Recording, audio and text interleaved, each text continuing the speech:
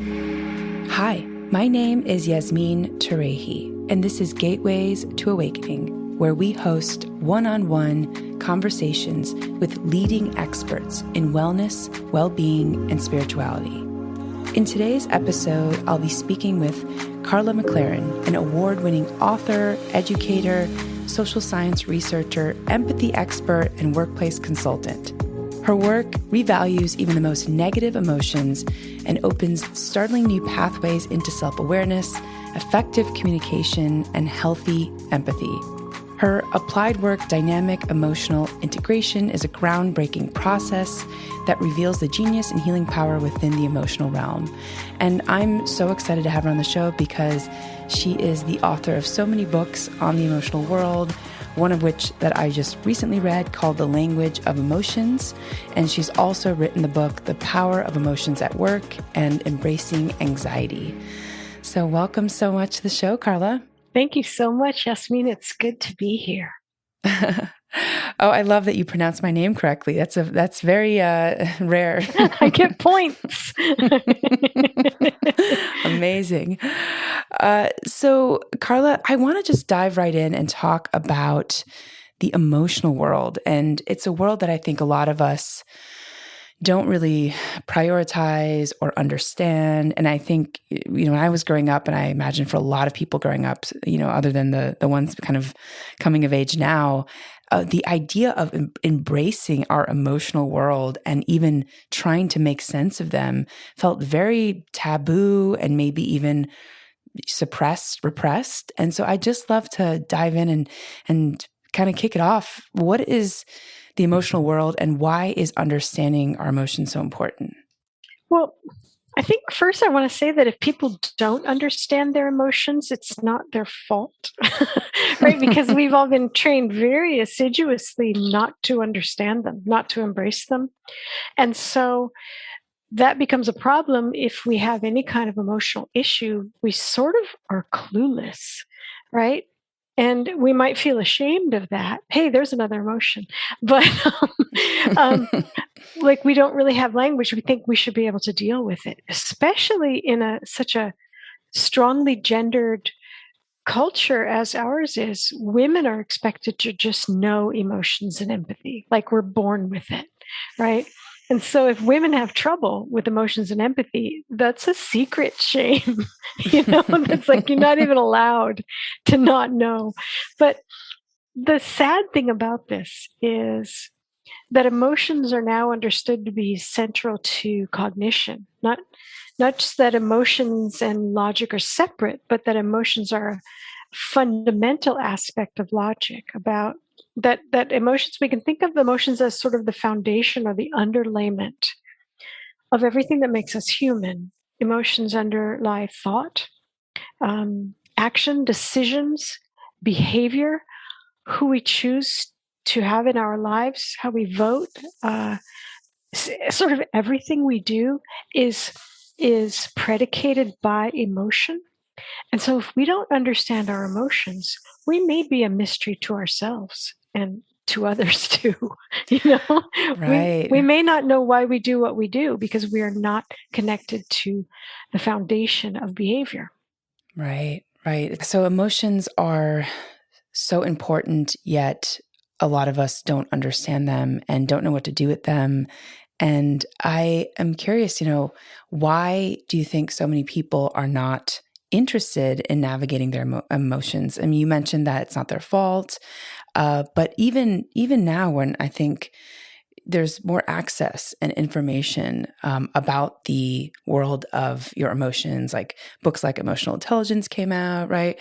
And so it seems to me that if you are not actively trying to understand your emotional world, there's sort of, I don't know, like some sort of missing piece happening in culture where we know that this is important. We know that it leads to so many difficulties and challenges and also incredible experiences in our relationships, in our personal life, in our professional life.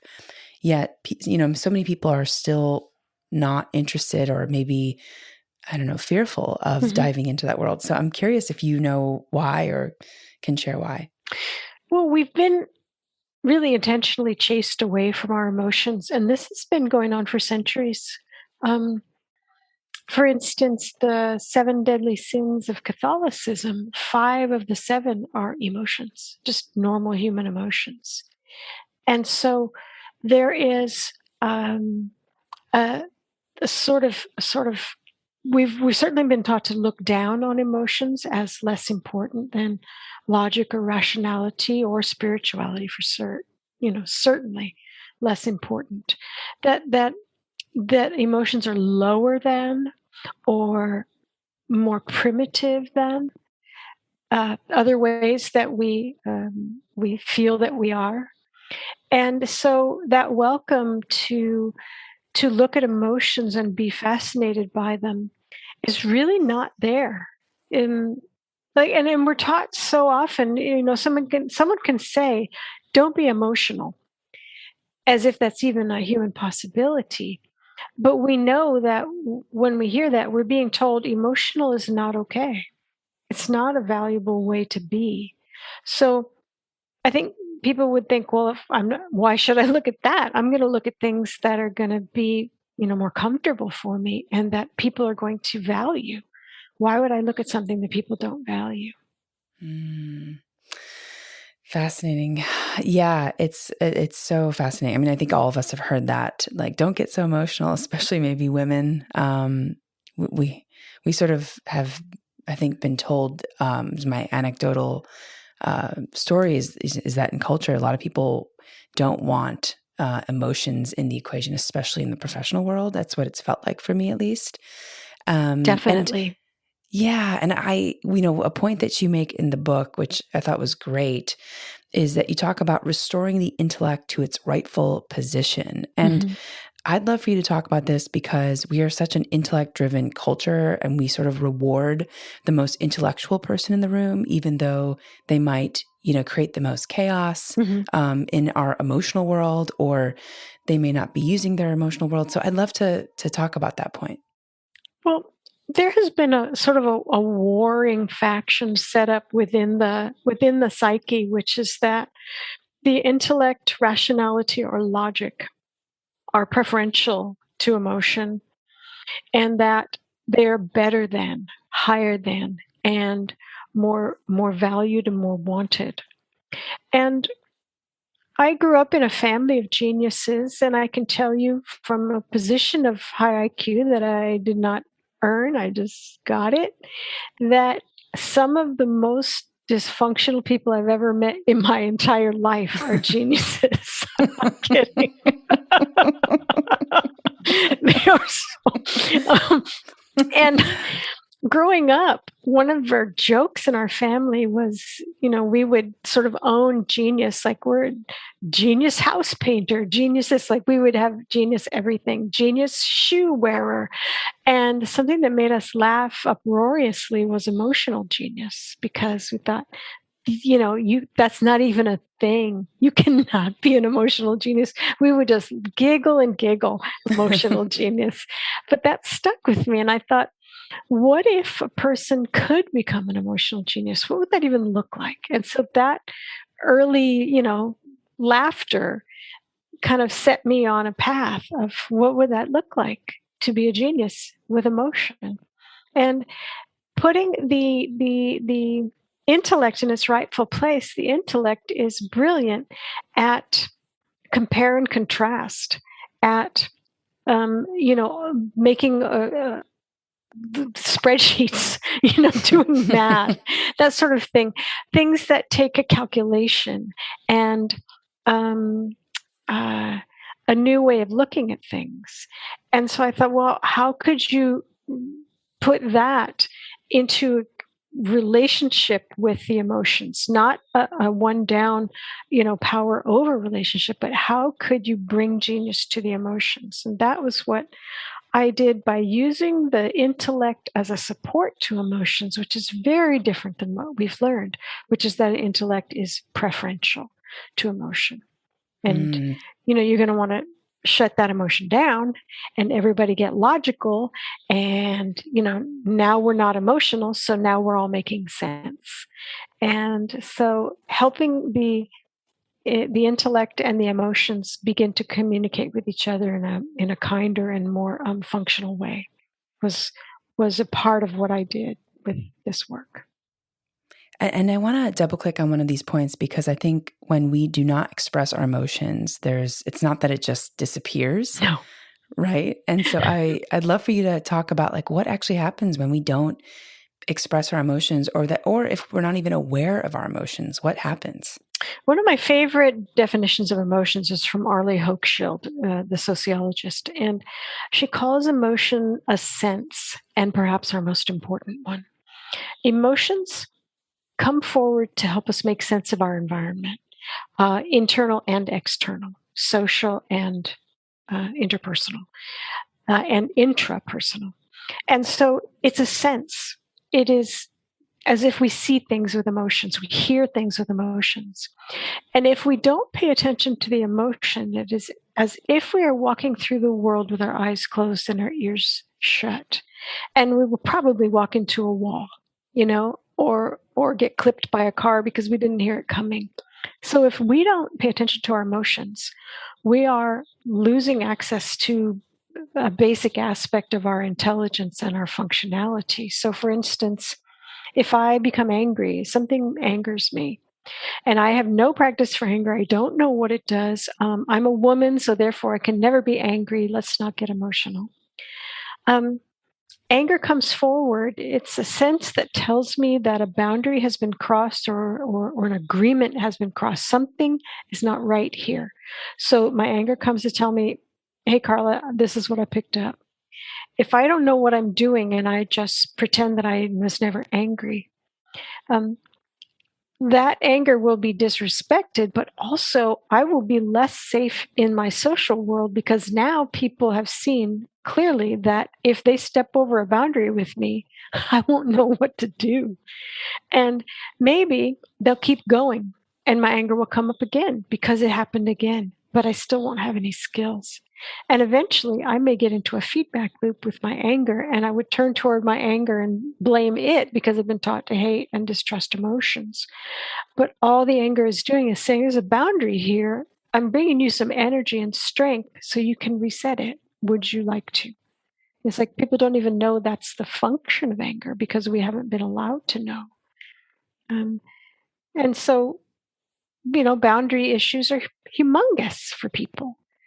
And I would say, okay, so let's work with our anger. And people say, oh no, that's not right. That's so funny, Karla, because I my ethnicity is in the Middle Eastern world, and in the Middle East we don't have a problem. I mean, I'm just sort of saying that generally, Yeah. but it seems like we don't have a problem with like expression. And I have been told by a lot of Americans that I have a hyperbolic way of expressing myself. I don't get that feedback in the Middle East or like in the Mediterranean kind of countries where it's just culturally accepted to kind of express these emotions. So I think it's interesting because, coming to California, I think there's less of a openness, especially Northern California, which is where I lived for 7 years. The openness to kind of a full expression of anger has felt very closed off in many ways. And to me, there's always been kind of an inquiry, like, is there something wrong with expressing anger, or is everyone just sort of numb to their own anger? And I think it is kind of a scary world that we live in if we can't feel anger. I think maybe the sort of question is like, how do you deal with your anger in a healthy way without hurting people or offending people? And I think that bar is very different depending on which city you're in, which culture you're a part of. So it's been very fascinating for me, at least, to kind of witness that. Yeah, I live in Northern California, grew up here, and it is a very funny, seemingly open, but nevertheless toxic positivity culture. It's like, hey, chill out. So the shadow of California is anger. Oh my gosh. And I wonder if there's also a correlation with like whatever the flip side of that is, right? Like not expressing boundaries and then feeling shame, guilt, depression, Mm-hmm. Mm-hmm. all these Sadness. things, Yeah. sadness. Yeah. Wow. Yeah. So, oh, go ahead, Carla. I was just going to say that very, very reliable things happen when people don't set boundaries, right? Because boundaries are necessary for your basic functioning. So you're going to have to set them somehow. And if you have no access to your anger, which is the boundary setting emotion, then one of your other emotions might have to step up, and try to do the job of two emotions. And doing the job of anger badly, a lot of women use sadness or happiness to set boundaries. Depression, a lot of people use shame to set boundaries. They look and see what everybody else is doing, and then they just do that. Like that's Mm. their boundaries are externally applied by not by listening to themselves and saying, how do I want to be in this situation, but by looking at everybody and going, how do I have to be in order to not make waves in this situation? It's a very different kind of boundary setting, you Wow. know?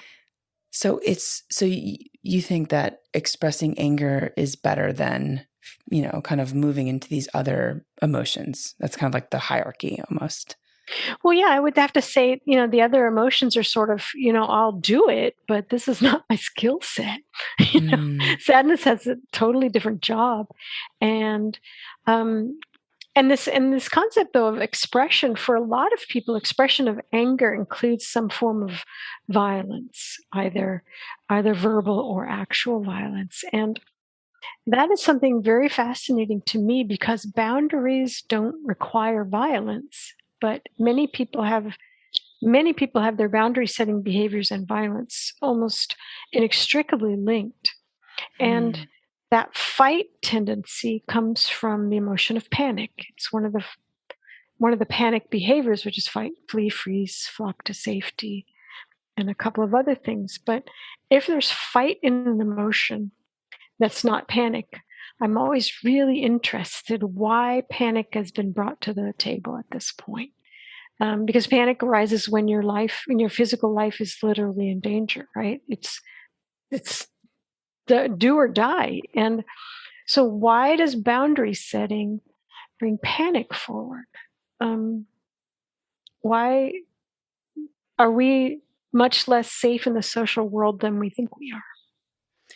Wow. I'm super curious and I think it would also be really helpful for the audience to talk about how to deal with those emotions. And I want to actually talk about I think you called it the quaternity. In quaternity, yeah. Um, the quaternity in your book, The Language of Emotions, you talk about the quaternity of the psyche and the need for a balanced psyche, Mm-hmm. and how we need to incorporate the elements of air, earth, water, and fire, and that so many of us are sort of existing, especially in the Western world, on kind of a half or completely unbalanced psyche. Mm-hmm. I love that section so much. And I think it also sets up the rest of the emotional world, which I'd love to go back and dive into, like other emotions like jealousy and envy and grief and fear and boredom, depression, if we have time, of course. But I'd love for you to set up, like, what does it mean to have a balanced psyche? What is the quaternity of the psyche? I grew up in the first part of my life in a very intellectual family where the intellect or the air element was the most important thing. And of course, emotions were just in the silly realm of ridiculousness. Um, then we moved into a kind of a spiritual viewpoint. Um, we moved into the spiritual community, and their spirituality or the fire element was the highest thing. Intellect was pretty much looked down on, and the emotions were just in the trash. They were just so bad. What I noticed in both of these communities is that trying to put one of the elements, fire or air, on top of the others created predictable imbalances in the community and in each individual person, where that artificial hierarchy created a lack of wholeness in the person. And I was focused so much on emotions at the time because they were always left out, right? One of my favorite groups, what is it? Body, Mind, and Spirit. That's body, earth, mind, air, spirit, fire. There's literally no water in there. There's no emotions. One of my favorite groups, Earth, Wind, and Fire. It's like, dudes, where's the water? Right? So we just leave the water out.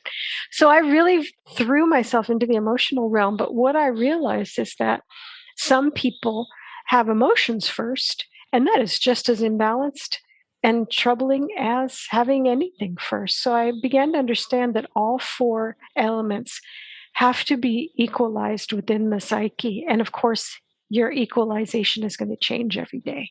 Someday it's a more physical day, someday it's a more intellectual day, right? But that each of the elements needed to have its freedom and to be trusted to do what it could do well.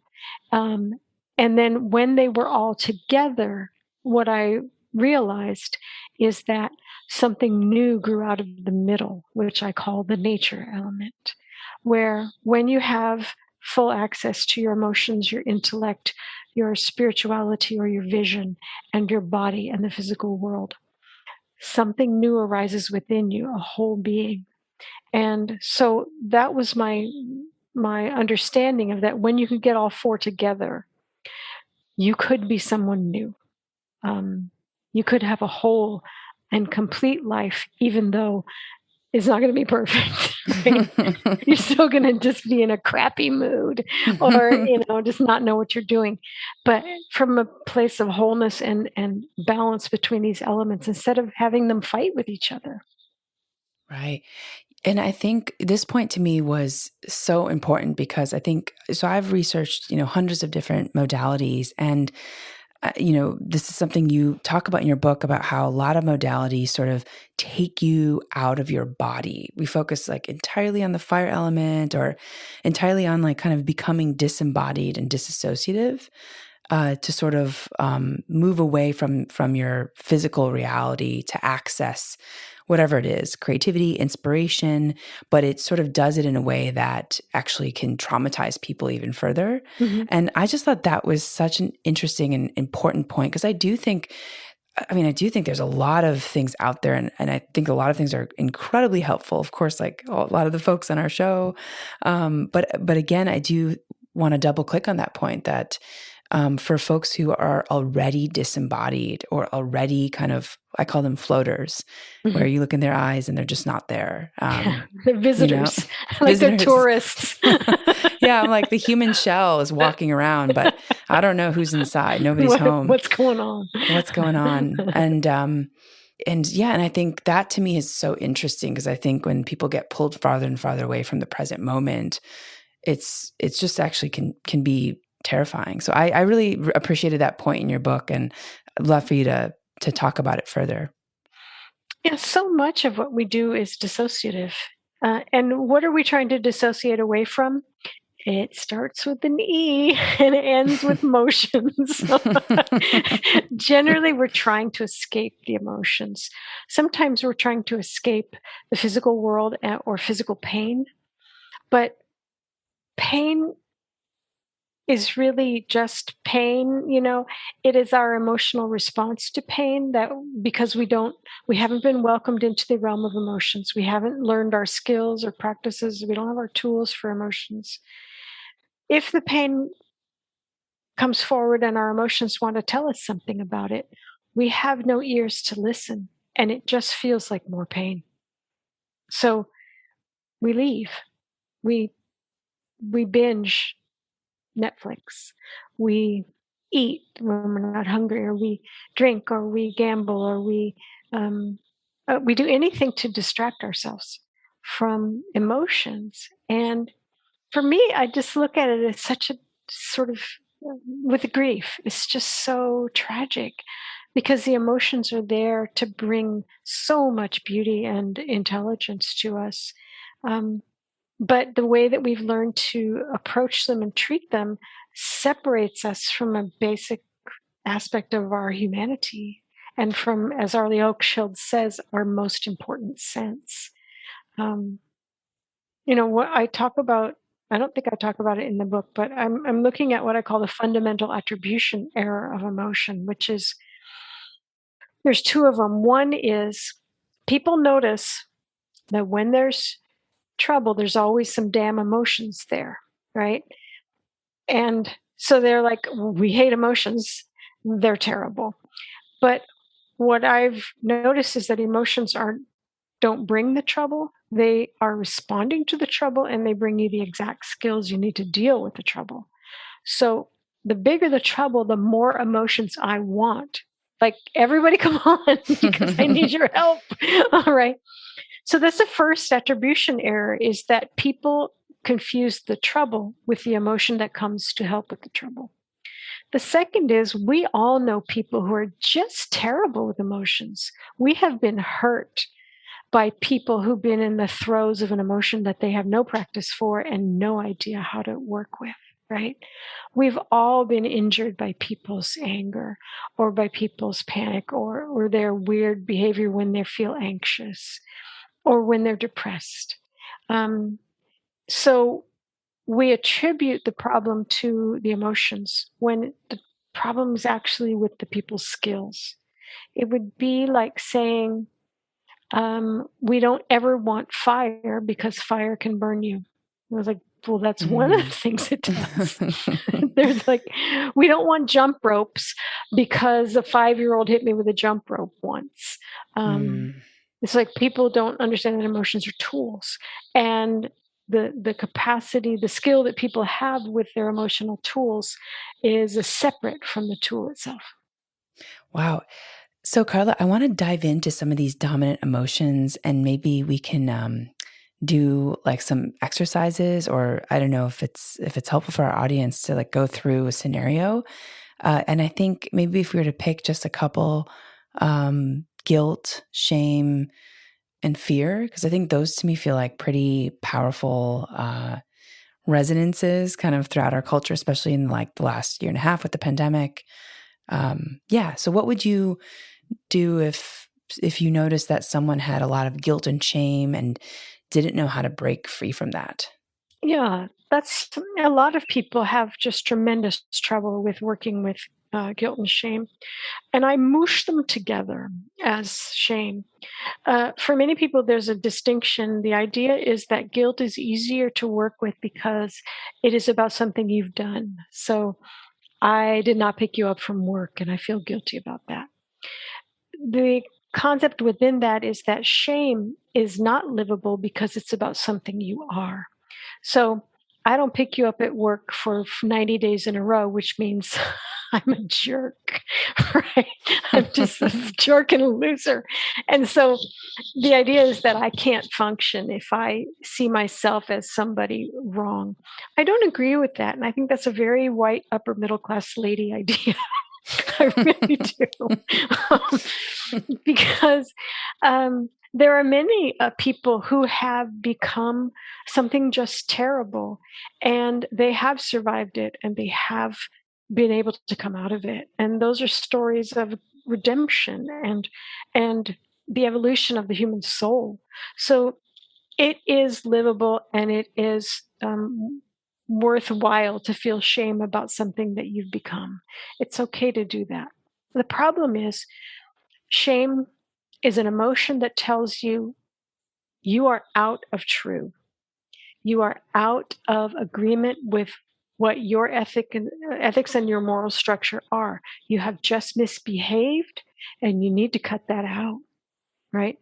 Nobody wants to hear that. Nobody wants to hear that. We're all like, no, I'm perfect at all times. Here, look, it's on my affirmation board. But that movement into, yes, I have become something I do not agree with, and I actually abhor. Now, what do I do? Right? Most of us don't even know how to even start that sentence running. Another issue with shame is that it responds to the agreements you've made. And if your shame is painful, it is likely because you're either so far out of true and you know it, and yeah, you probably need to get your act together, or the agreement you made was painful and unlivable and inhumane.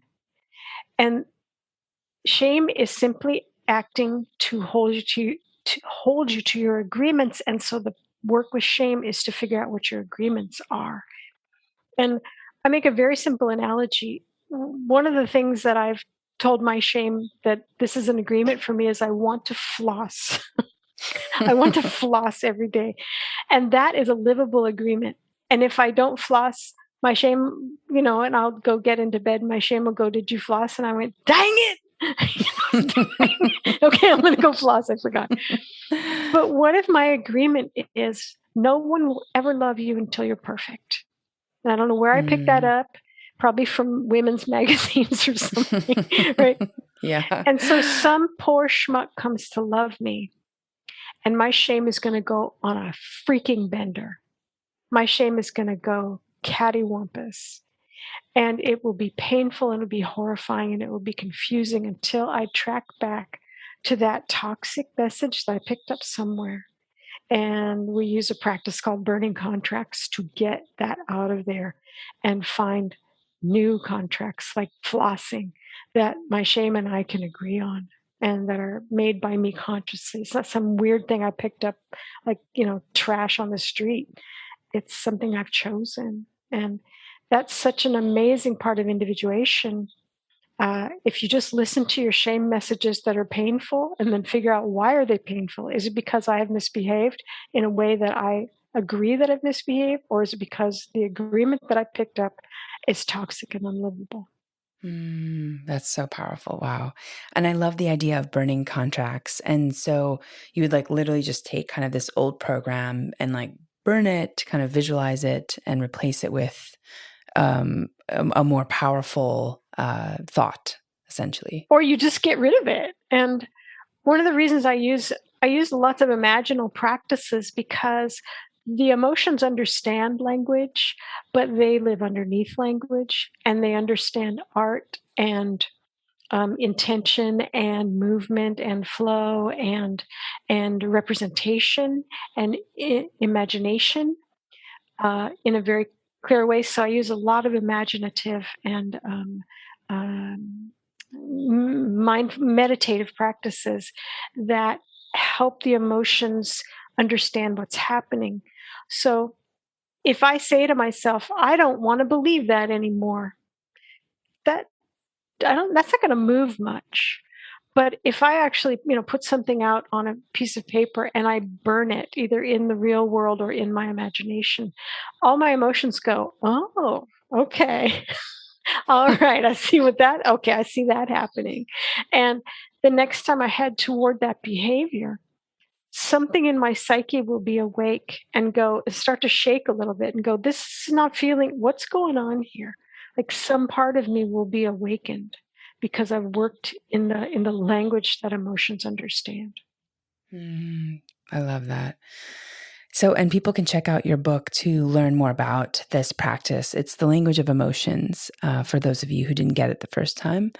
And Karla, I actually want to switch gears and talk a little bit about the rites of passage and initiation in this chapter that you call unintentional shamanism.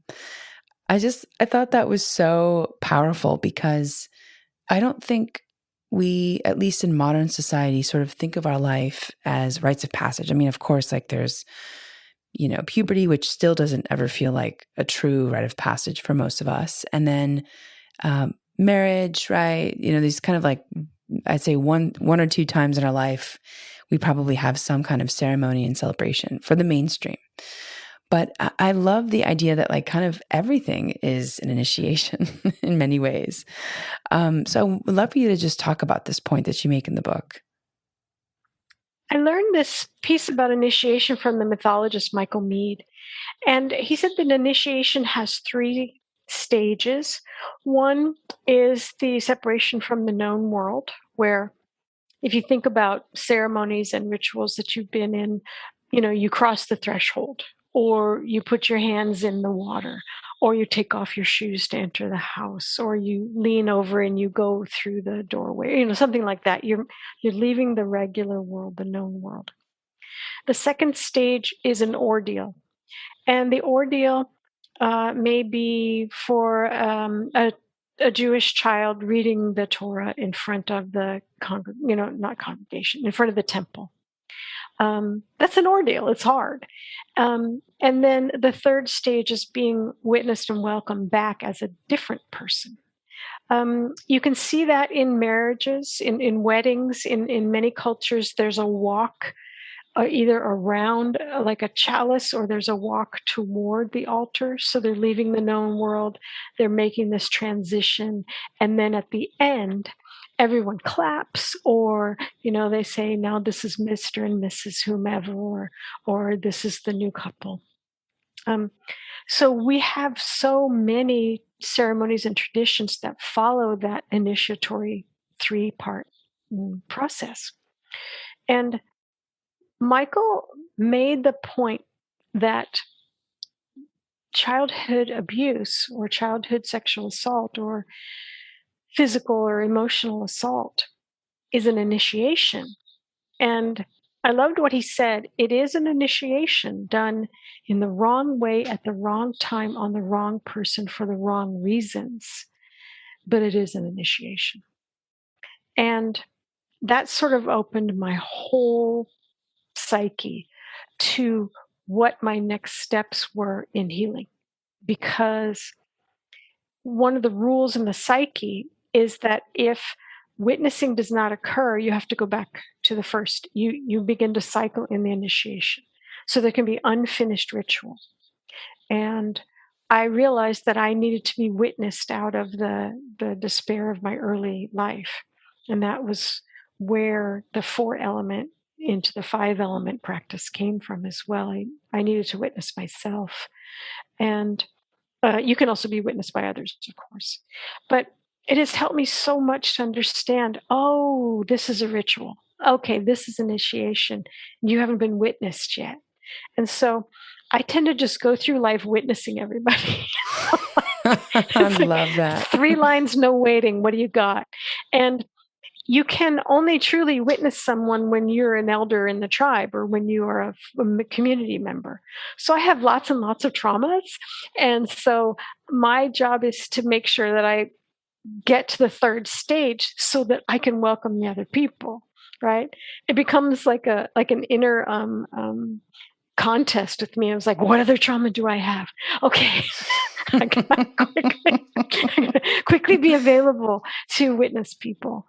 Because I think that's one of the most powerful witnessing you can get is someone who's a little bit further along in the process than you, who looks at you and says, thumbs up, you got this. And that's sometimes all it needs to be. I love that because I think so many of us, at least I grew up in the Midwest, and I think for a lot of people in my circle, it didn't seem like people could talk to kind of that mentor or a therapist outside of the house to kind of go into these more difficult but important conversations, right? Especially if there was any kind of point of view in the household that held, I mean, I'm just also saying this kind of generally, but if there was like a lot of religious orthodoxy or a point of view that, the construct of the world had to be a certain way. And if you didn't fit into that construct, then, you were not really doing the right thing. Right. And so just having that one person, a mentor, therapist, I think is that witnessing for maybe for the first time for many people. And I think, that I think is just a powerful practice of just feeling witnessed. I can just also share that growing up Iraqi American I was like 8 years old during the first Gulf War, was such a traumatic experience for me because I didn't know really what was happening between the country that I was born to and the country where my parents were from. And I kind of realized that as I read that section in your book, that up until now, I've put together a 10-part miniseries about that experience, which is coming out soon.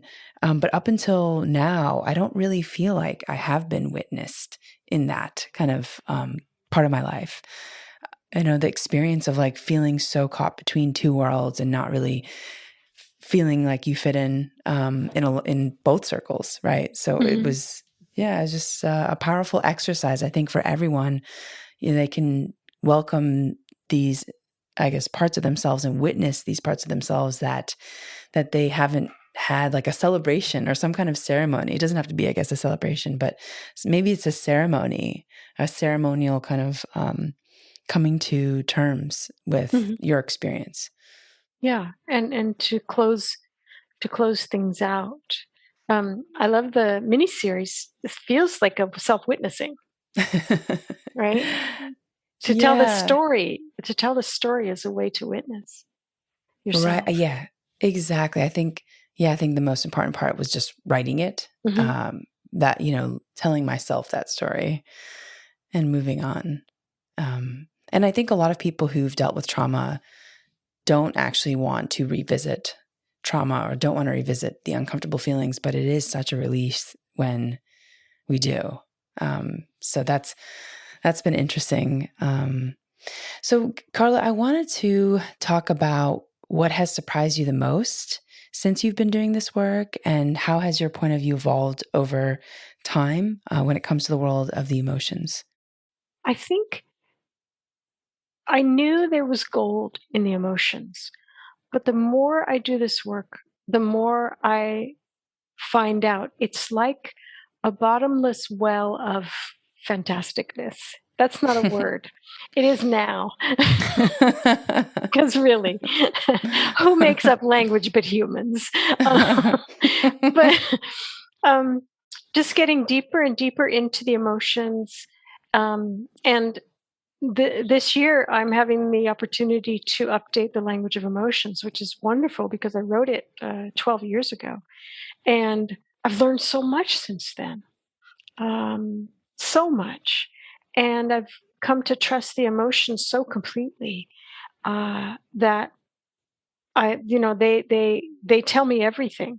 And a lot of times, like here's something that just happened last month. I was looking at a new like an online program for creating community, and so we did all of our research and we chose one and we paid for it, and I got in there and we were starting to work on it, and I kept having severe depression and even suicidal Mm. urges come up, and I'm like, Mm. what is happening? It's like, do I need to fire myself from this project because I'm like a dark cloud? And as it turned out, depression comes forward when things aren't working and they can't work. And so depression will pull your energy away. This is situational depression. It's not, postpartum depression or bipolar, but it pulls your energy away so that you cannot move forward doing the wrong thing with the wrong intention for the wrong reason, right? So I understood that. The suicidal urge comes forward when the difference between who you are and who you have become is extreme and irredeemable, and only a death will fix it. And the rule in DEI, or dynamic emotional integration, which is my applied work, is your human body is off the table. Death will come in its own time. Your human body is off the table. So look at, with this power that the suicidal urge brings you, look and ask, what is unlivable in my life? What needs to go and never come back? And so I was having these two intense emotions about some stupid community platform, right? I was like, this is really weird.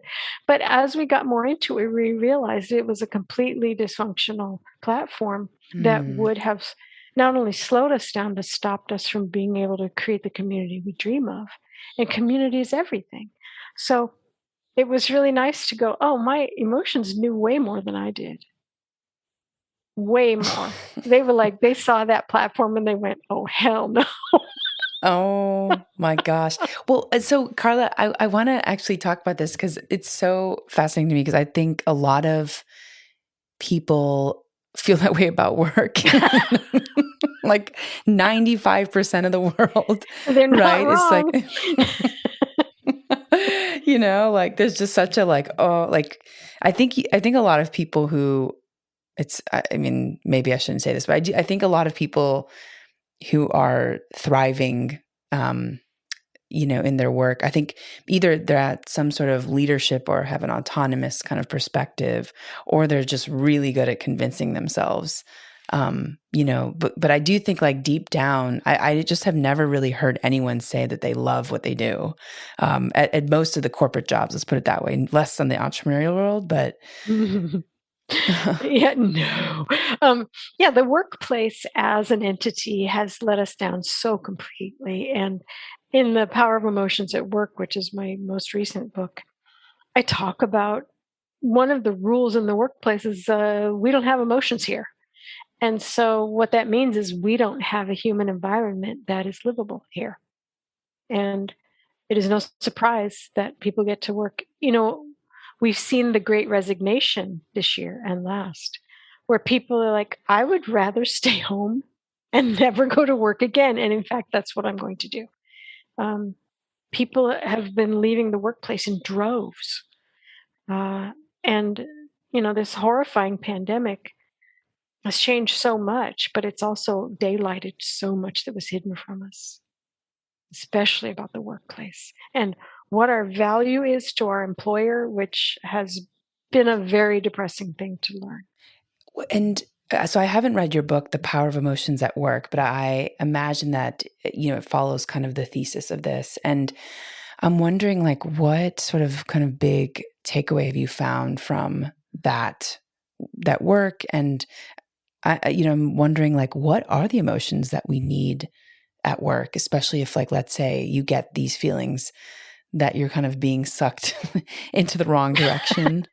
Because I think that's very applicable for a lot of people who, let's say, can't afford to do the resignation and have to provide for their families. And I think we're all sort of trying to figure out this next step of like what the era and the next, future of work is going to look like, because I don't think it's sustainable right now, like treating humans like machines. And it's something I'm very passionate about. But yeah, it sort of feels like, what's the answer? We could create environments where emotions are welcome. I think that absolutely needs to happen. But how does that happen when our society hasn't even done that in their personal life? I know. The workplace is like a micro macrocosm of the problem, right? Schools are too, but the workplace, we spend more time there than we do in school, generally, hopefully. And so what I'm looking at is by removing the emotions artificially, we've created an artificial environment that it cannot be life sustaining. So the answer is to rehumanize the workplace. And it's not, there's not bells and whistles in this book. It's sort of like, can people be physically comfortable? Do they have a process through which to work through difficulties and conflicts that they all know about and that they've agreed on and is reliable? The answer is no. No, they don't. People don't even know how. I call the workplace unintentional community because people don't even have basic rules for how to treat each other. Whenever I go in and consult in the workplace, I ask, like, does your workplace community have a reliable known process for interrupting a busy person? I'm just like, crickets. Like, does your workplace have a reliable known process for how to tell you when I, your worker, have made a mistake? Like things that happen every day, Right. interrupting a busy person. And I mean, do you know how much unnecessary workplace conflict happens over interrupting a busy person? I mean, does anybody know if it's more important to send an email or a text? Right? And they're like, it's everything in the workplace has been left to chance. Every important social process of how people get along has been left absolutely to chance. And so the workplace is just a minefield. Wow.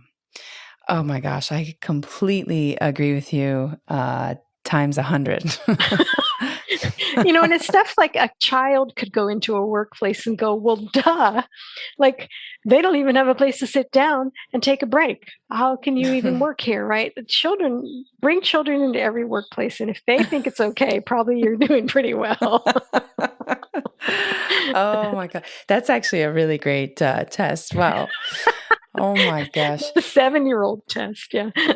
I mean, it's so true. I mean, I think that it's not sustainable right now. And especially with remote work. I mean, people are just on 10 to 12 Zoom calls a day, and it's just back to back to back. And there's a wonderful, what is it, meme I saw saying, I have this this terrifying sense of impending doom. Oh my gosh. That is so, so funny. Oh my gosh. I have to find that meme. That's hilarious. Impending Zoom or Zoom exhaustion. Zoom exhaustion. Oh, yeah. So, Karla, I have so many questions for you. I think you're fascinating. And I think the work that you've been doing is not only fascinating, but incredibly important right now.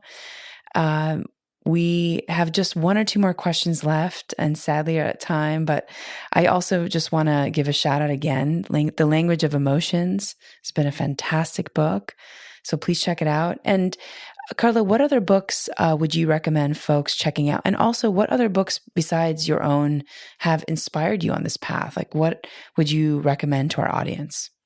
A beautiful book by Arlie Hochschild, whose definition of emotions I shared earlier is called The Managed Heart.